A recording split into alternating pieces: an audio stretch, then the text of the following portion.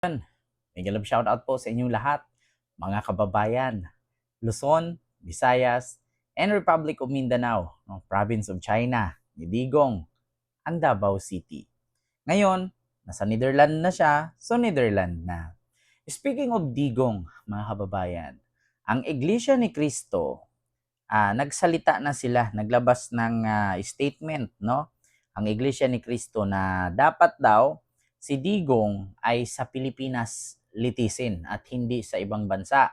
Kasi di umano si Digong ay Pilipino, si Digong ay dito nagkaroon ng di umanong kasalanan. No, actually hindi naman kasalanan, kumbaga parang inakusahan sa Pilipinas at di umano yung mga complainant ay mga Pilipino, dapat sa Pilipinas daw lilitisin. Ayon sa Iglesia ni Cristo. Dito po ngayon mga kababayan, sa People's Tonight, ayan, People's Tonight post, no, or isang page, no, isang social media page. Ayan, Iglesia ni Cristo yan ha, nagsalita. According dito sa Iglesia ni Cristo, Digong dapat litisin sa Pilipinas, di sa ibang bansa, ayon sa Iglesia ni Cristo. Nagsalita na ang Iglesia ni Cristo or INC nitong Biyernes, Marso 21, tungkol sa kinakaharap na kasong kriminal ni dating Pangulong Rodrigo Roa Duterte, kung saan iginiit nito na dapat litisin si Digong sa Pilipinas at hindi sa ibang bansa. Ang posisyon po ng Iglesia ni Cristo tungkol sa kaso ni dating Pangulong Duterte ay ito kung ano ang tama at kung ano ang nasa mga batas natin. Iyon ang dapat pairalin. Huwag po itong pilipitin para umayon sa nais ng sinuman.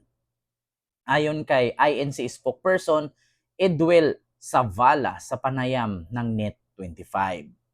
Ngayon, si Duterte ay inaresto ng mga tauhan ng Philippine National Police or PNP at International Criminal Police Organization or Interpol sa Ninoy Aquino International Airport or NAIA, Terminal 3 sa Pasay City noong Marso 11 sa kanyang pagdating mula Hong Kong sa bisa ng arrest warrant na inisyu ng International Criminal Court or ICC sa kasong Crimes Against Humanity na inihain laban sa kanya.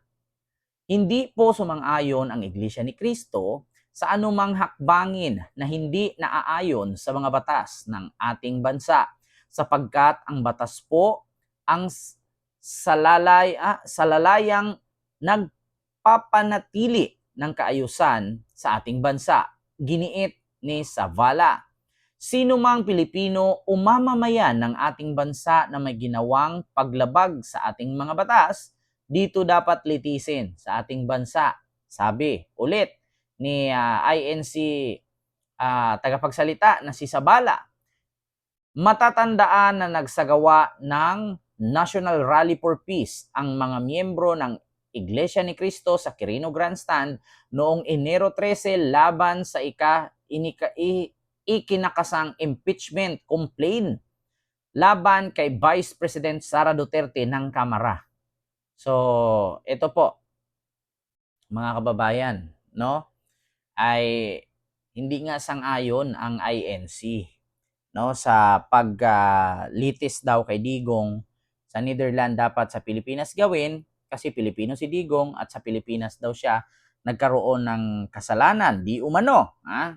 So, ayon ng INC. Ngayon, mga kababayan, ito po ay post ng People's Tonight. So, basahin po natin dito, mga kababayan, ang komento ng netizen. Kasi dito tayo magbe-base sa komento ng netizen.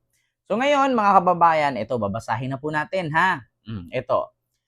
Sabi ni Timoteo Dicano, yes, lilitisin din po siya dito in absentia.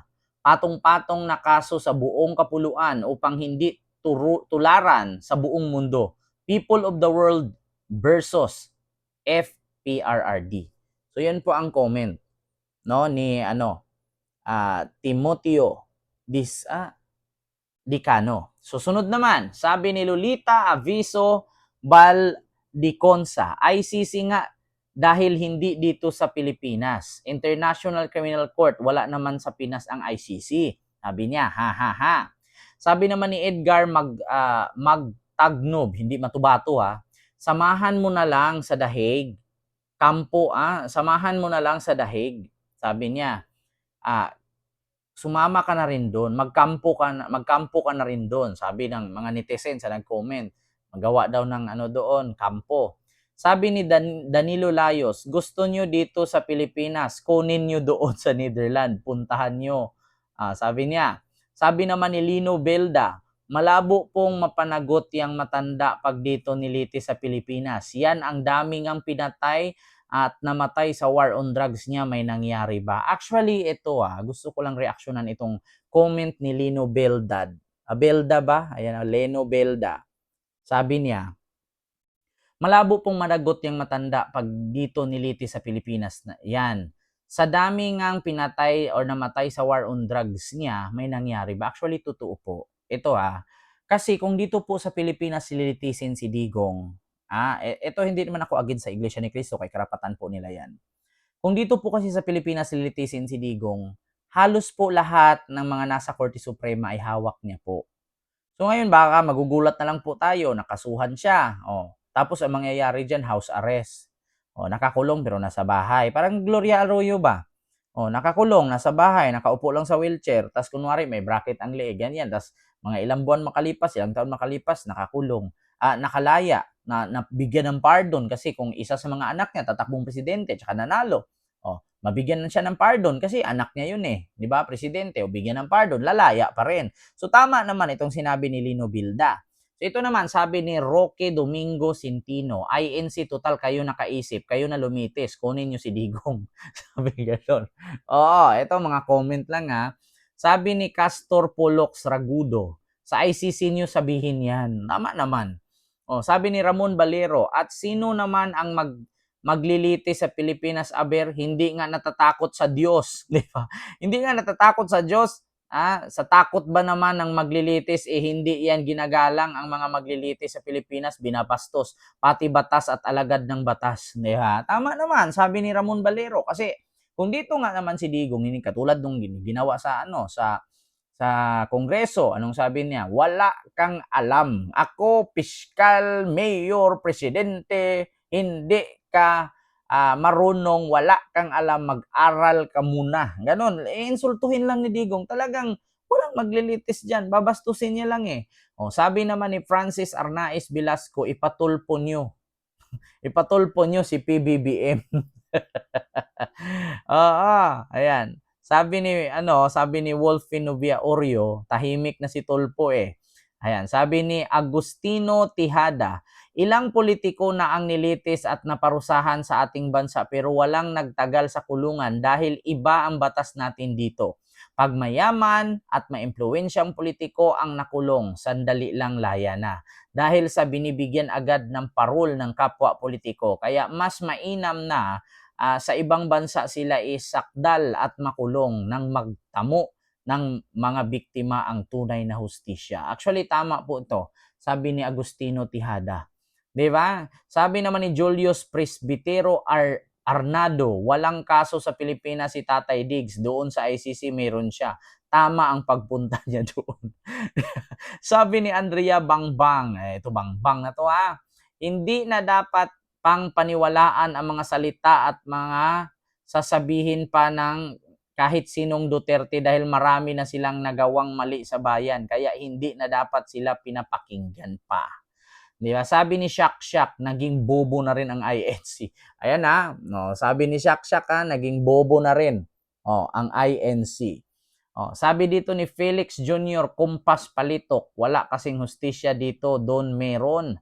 Sabi ni Yolanda Rivera, edi walang nangyari kung dito kawawa ang biktima, di makukuha ang hustisya.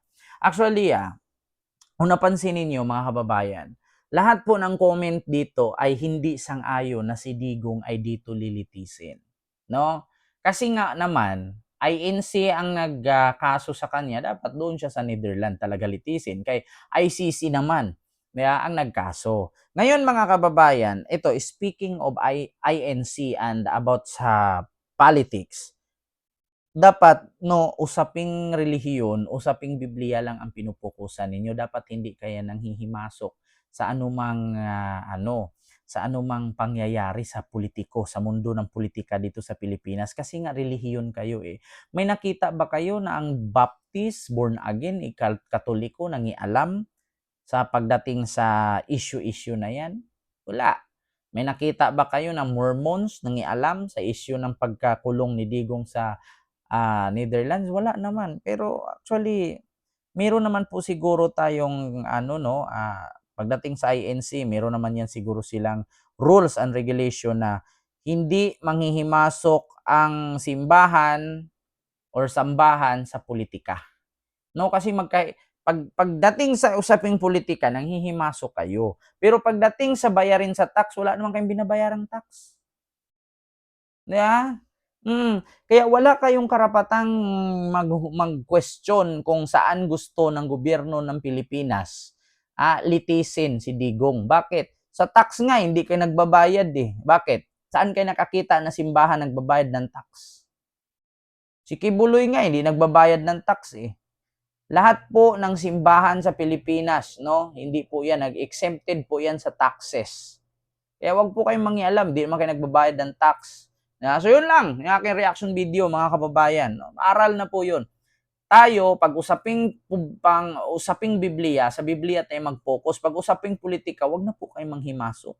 Oo, diyan na lang kayo pag-aralan nyo na lang yung Biblia, turuan nyo na lang yung tama, yung mga nasasakupan ninyo. Huwag na kayong pumasok sa politiko kasi pag napahidan kayo ng politika or politiko, masisira ang pangalan ninyo. Yung ibang relihiyon dyan, di naman nangingialam na lumago naman ang relihiyon nila. Huwag na tayong masyadong paek-ek. Pahalata din kayo eh. So yun lang, maraming salamat and see you next vlog. God first. Thank you.